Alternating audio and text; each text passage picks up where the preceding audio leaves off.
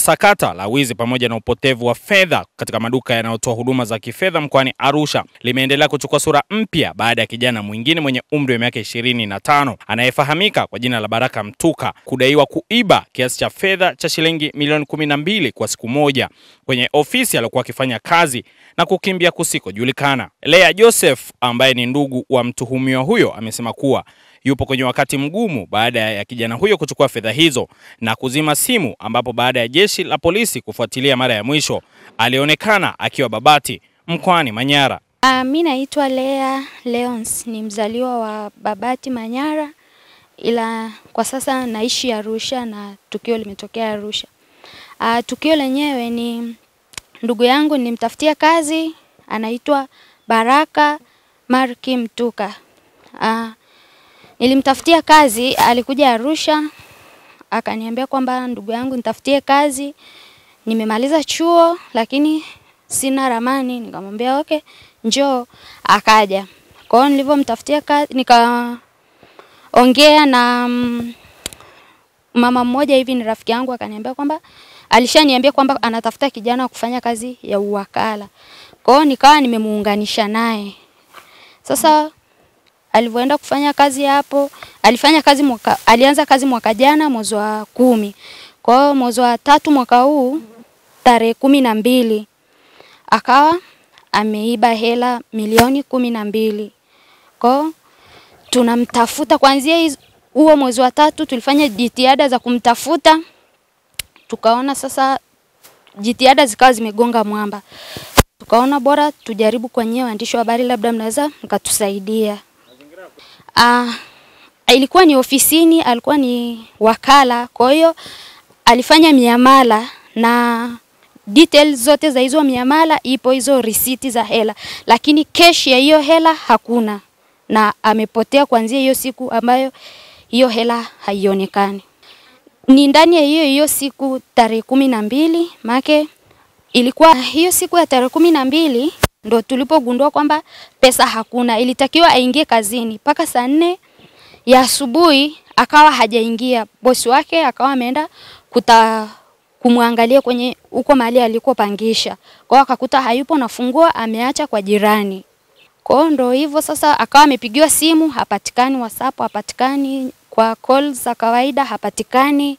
Kwa hiyo ndo mazingira kama hayo, hela imepotea. Kwa hiyo muhisi ama tunaamini kwamba ni yeye amechukua, kwa sababu yeye ndo alikuwa anafanya kazi. Ni mjomba wangu mimi, mdogo wake na mama yangu, na sisi ni wazaliwa wa Babati na tumekuwa wote na kiumri pia tuko sawa, na ni mtu ambaye nilikuwa namuamini, na kwa sababu ni ndugu yangu, na nilipopeleka hapo nikajikomea kabisa kwamba mimi namjua huyu ni mjomba wangu na najua hawezi kufanya kitu kibaya, lakini sijui ni nini kimemwingia. Kwa hiyo tarehe 12 ndo kabeba hela za watu milioni 12, na mimi ndo nilimdhamini na mimi ndo nilimtafutia kazi, kwa sababu aliniambia amemaliza chuo, anasubiria ajira, hamna. Kwa ili ajiegeshe hapo aweze kujipatia kipato. Nilivompeleka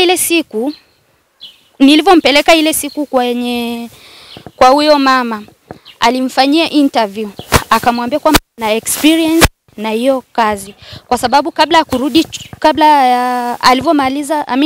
alivyorudi likizo ya chuo akawa anafanya kazi kama hizo za uwakala. Kwa huyo mama akamwamini, na kuna details pia na interviews alimfanyia. Kwa hiyo akaamini kwamba anaweza, na pia alipokuwa anafanya naye kazi alikuwa anaperform vizuri kwenye kazi.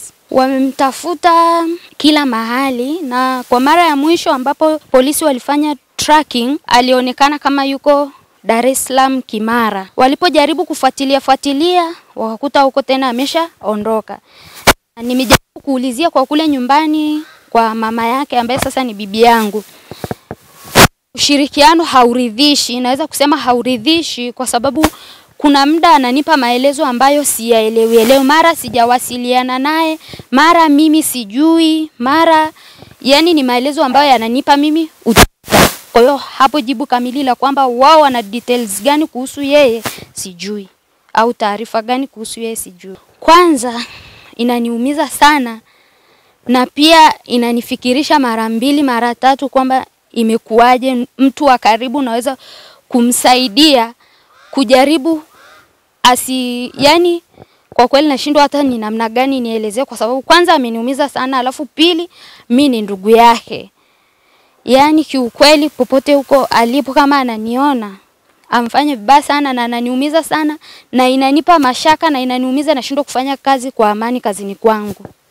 Ya bosi wake huyo bosi wake ambaye alikuwa anafanya kazi kwake amesema kwa atakayempata amripoti kituo chochote cha polisi, au kwa atakayemuona kuna zawadi nzuri ataitoa. Amesema kuna zawadi nzuri ataitoa. Kwa hiyo anaomba ushirikiano wa hali ya juu. Jina lake Baraka Marki Mtuka, ni mzaliwa wa Babati Manyara, kijiji cha Kashi, kata ya Kashi.